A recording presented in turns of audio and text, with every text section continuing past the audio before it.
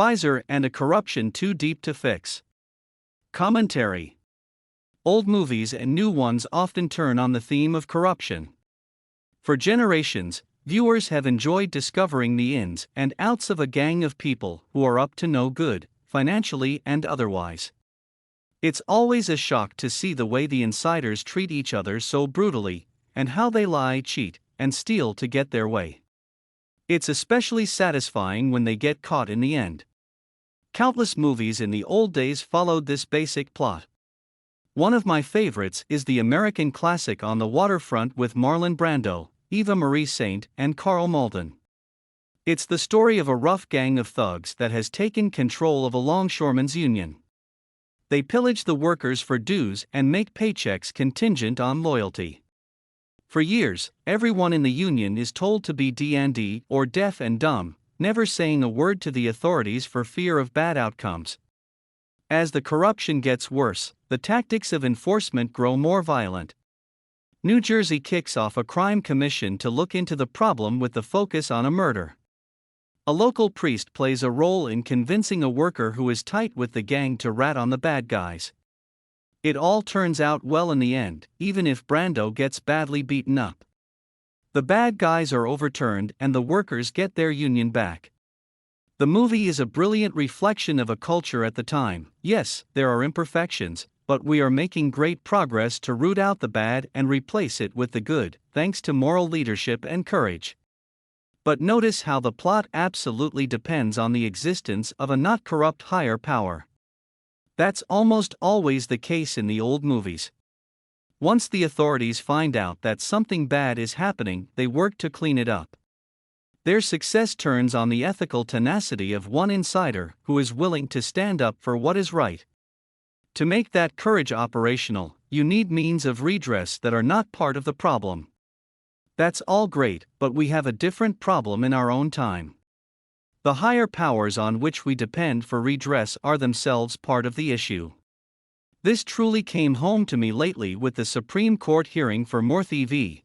Missouri, which documented how dozens of federal agencies worked with social media companies, directly and indirectly, to censor free speech. Seems like a no-brainer of a case. But based on the oral arguments, a third of the court couldn't see the problem at all. A third was confused. The last third got that this was a problem for the First Amendment.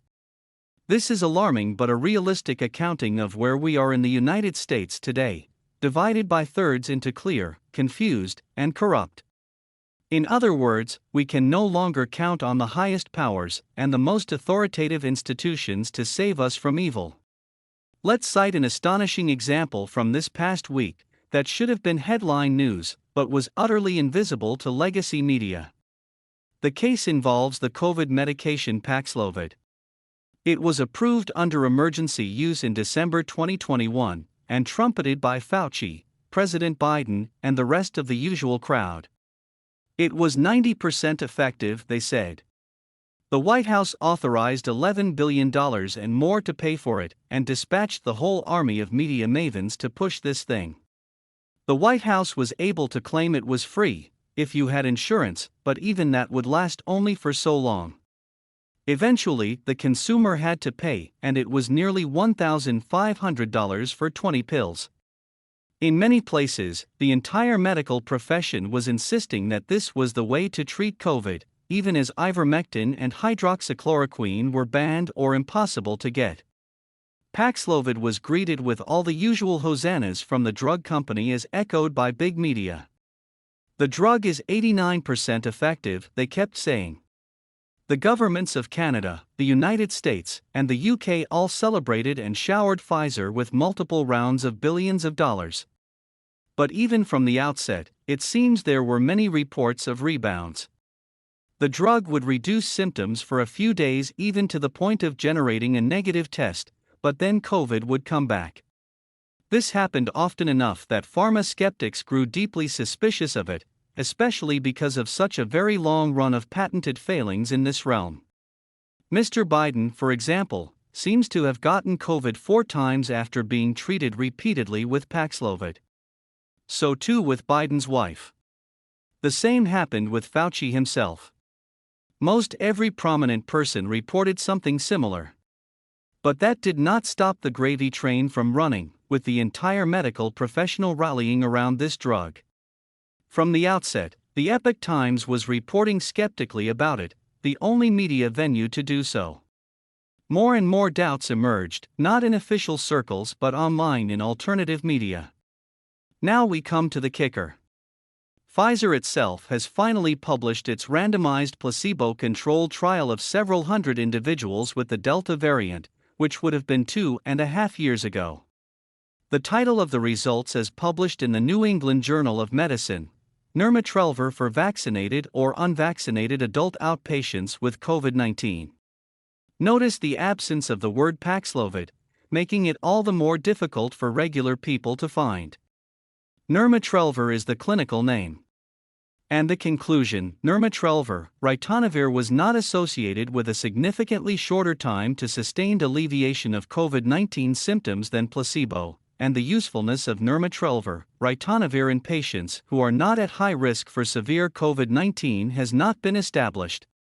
In other words, this drug does not work at all.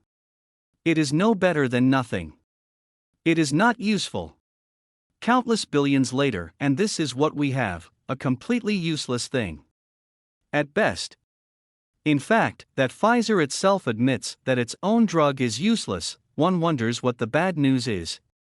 The drug was not a game changer at all. It was a vast waste of money.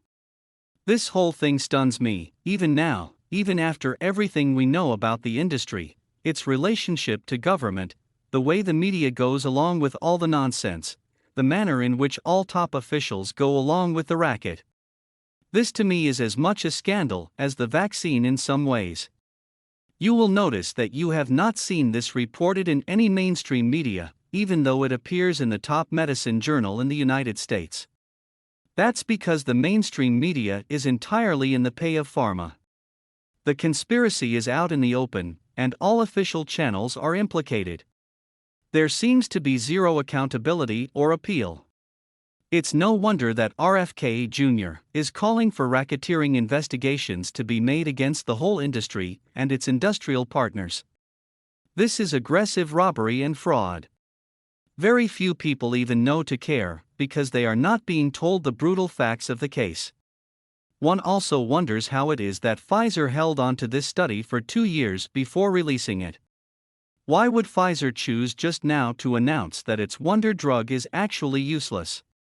My own theory: its accounting ledgers are showing that the drug's period of high profitability is at an end. There's no more high-margin profits associated with it. Might as well retire it.